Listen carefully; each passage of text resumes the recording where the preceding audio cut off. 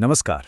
चलिए आज आपको ले चलते हैं राजस्थान के मेड़ता शहर, जहां एक परिवार के साथ एक ऐसी सच्ची और अलौकिक घटना घटी जो ये बताती है कि कभी-कभी सदियों से सोई हुई कोई शक्ति बस एक छोटी सी भूल से जाग सकती है, और जब वो जागती है तो सब कुछ तबाह कर सकती है।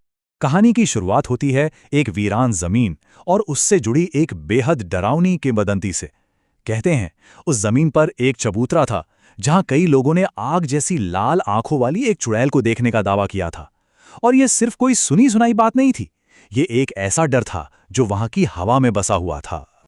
तो इस पूरी कहानी का सेंटर पॉइंट है कथावाचक की नानी का घर, और ठीक बिल्कुल उसके बगल में था वो शापित खाली पड़ा हुआ जमीन का टुकड़ा जो पता नहीं कितने सालों से वीरान था। वो प्लॉट पूरी तरह से बंजर था, हर तरफ जंगली घास फूस। वहां एक पुराना चबूतरा भी था जिसके बारे में कहा जाता था कि वहीं वो चुड़ैल दिखती है जिसकी आंखें रात में लाल चमकती थीं और हाथ में कोई हथियार होता था। सोचिए, अंधेरा होते ही लोग उस गली से गुजरने में भी कांपते थे, और इसी खौफ की वजह से परिवार ने एक नियम बना रखा था। रात होते ही घर की सारी खिड़कियां और दरवाजे कसकर बंद कर दिए जाते थे। अब तक तो सब ठीक था, एक दूरी बनी हुई थी, लेकिन अब देखते हैं कि कैसे ये सब बदल गया। कैसे एक शांत सोई हुई शक्ति जाग उठी और उसने अपनी मौजूदगी का एहसास दिलाया। गर्मियों के एक आम सी रात, परिवार से एक छोटी सी बहुत मामूली सी भूल हो गई। घर की एक खिड़की गलती से खुली रह गई। बस यही वो पल था जब सालों से बनाया गया सुरक्षा का वो घेरा टूट गया। उसी रात मौसी की नजर उस खुली खिड़की के बाहर गई। वहां एक औरत उन्हें घूर रही थी। उसका चेहरा जला हुआ था और आंखें एकदम लाल। वो इतना डर गईं कि वहीं बेहोश हो गईं। लेकिन बात यहीं खत्म नहीं हुई। 2 दिन बाद घर के बच्चे क्रिकेट खेल रहे थे और उनकी गेंद उसी शापित प्लॉट में चली गई। गेंद लेने के लिए जैसे ही वो अंदर गए, उन्हें एक अजीब सी बूढ़ी औरत दिखी जो अगले ही पल एक पेड़ पर बैठी उन्हें घूर रही थी। लड़के चीखते हुए घर की तरफ भागे, और जब घर पहुंचे तो जो देखा वो और भी अजीब था। गेंद रहस्यमयी तरीके से उनकी छत पर रखी हुई थी। और यहीं पर सब कुछ बदल गया। जो पहले सिर्फ एक कहानी थी, एक लोकल लीजेंड, वो अब उस परिवार के लिए एक जागता हुआ खतरा बन चुका था। जो आत्मा अब तक उस प्लॉट तक ही सीमित थी, वो अब घर की दहलीज पार कर चुकी थी। उस आत्मा के जागने के बाद जो हुआ वो बहुत भयानक था। अब वो सिर्फ डरा नहीं रही थी, उसने परिवार के एक सदस्य पर कब्जा करना शुरू कर दिया था। सबसे पहला असर मौसी पर हुआ। उनकी तबीयत तेजी से बिगड़ने लगी। रातें उनकी बेकाबू चीखों और रोने की आवाजों से भर गईं। वो इतनी तकलीफ में थीं कि अपने ही बाल नोचने लगती थीं। परिवार ने घबराकर कई पंडितों और तांत्रिकों को दिखाया, लेकिन हर कोशिश नाकाम रही। बल्कि ऐसा लग रहा था कि हर उपाय उस आत्मा को और भी ज्यादा शक्तिशाली बना रहा था। जब कोई रास्ता नहीं बचा तो परिवार उन्हें 300 किलोमीटर दूर एक पवित्र स्थान पर ले गया। वहां उस आत्मा ने पहली बार मौसी के जरिए बात की। उसने बताया कि वो एक पुराना बदला ले रही है, जब मौसी ने 10 साल की उम्र में उसका मजाक उड़ाया था। उसने साफ साफ कह दिया, इतने समय के बाद तो मुझे शरीर मिला है, मैं कहीं नहीं जाने वाली। खैर, वहां एक पंडित जी ने एक रक्षा कवच बनाकर मौसी को पहनाया, जिससे उन्हें कुछ वक्त के लिए तो आराम मिल गया। लेकिन इस बचाव ने उस आत्मा को बुरी तरह से भड़का दिया, और अब उसका गुस्सा एक इंसान से हटकर पूरे परिवार पर उतरने वाला था। इसके बाद अजीब अजीब घटनाएं होने लगीं। परिवार के लोगों को चलते चलते ऐसा लगता जैसे किसी ने जोर से धक्का दे दिया हो। उनकी गाड़ियों के छोटे मोटे अजीब से एक्सीडेंट होने लगे। हद तो तब हो गई जब कथावाचक की मां के सिर के ठीक पास एक बड़ा सा पत्थर आकर गिरा, जो छत से आया था, जहां उस वक्त कोई भी नहीं था। लेकिन शुरू में परिवार इन सब चीजों को सिर्फ एक इत्तेफाक मानकर टालता रहा। कहानी का सबसे डरावना मोड़ अब आने वाला था, और ये सब हुआ होली के त्योहार के दौरान।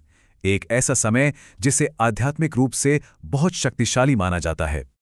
देखिए, ये समझना जरूरी है कि मान्यताओं के अनुसार होली के समय नकारात्मक शक्तियां अपने चरम पर होती हैं, और शायद यही वजह थी कि ये समय उस परिवार के लिए इतना खतरनाक साबित हुआ।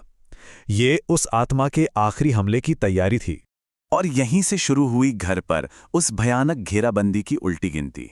पहली रात के करीब 1 बजे घर के मेन दरवाजे पर कोई जोर जोर से दस्तक देने लगा।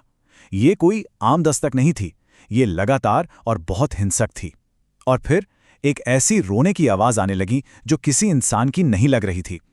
ये सब सुबह 3:30 बजे तक चलता रहा। घर के अंदर परिवार इतना डरा हुआ था कि किसी की बाहर झांकने तक की हिम्मत नहीं हुई। ये तो सिर्फ पहली रात थी। आतंक का ये सिलसिला अभी जारी था। दूसरी रात।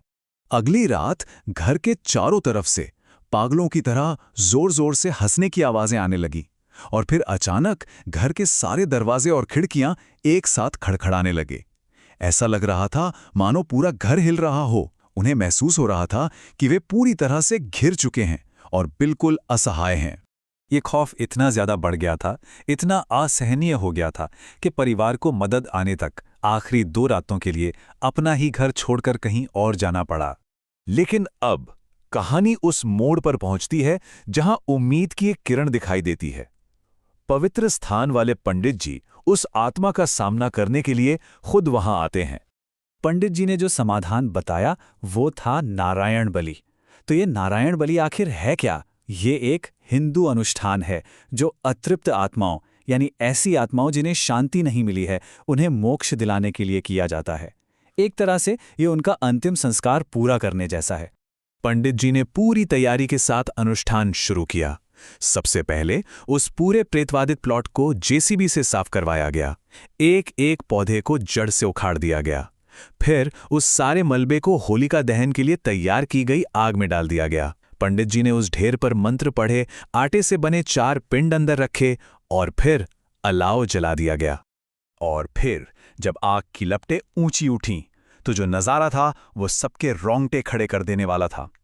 वहां मौजूद हर एक इंसान ने उन लपटों के बीच उस चुड़ैल को देखा, उसका काला भयानक साया, उसकी दहकती हुई लाल आंखें, और फिर एक आखिरी कान फाड़ देने वाली चीख के साथ वो हमेशा के लिए गायब हो गई। और इसी के साथ उस खौफ का, उस डर का अंत हुआ। कहानी का समापन परिवार को मिली शांति के साथ होता है। बाद में पंडित जी ने सबको समझाया कि वो आत्मा अब मुक्त हो चुकी है। वो कई सालों से उस जगह पर भटक रही थी और इंसानी संपर्क होने की वजह से जाग गई थी। जागने के बाद वो कब्जा करने के लिए एक शरीर की तलाश में थी, लेकिन अब परिवार पूरी तरह से सुरक्षित था। उस दिन के बाद से आज तक वो परिवार बिना किसी डर के शांति से रह रहा है।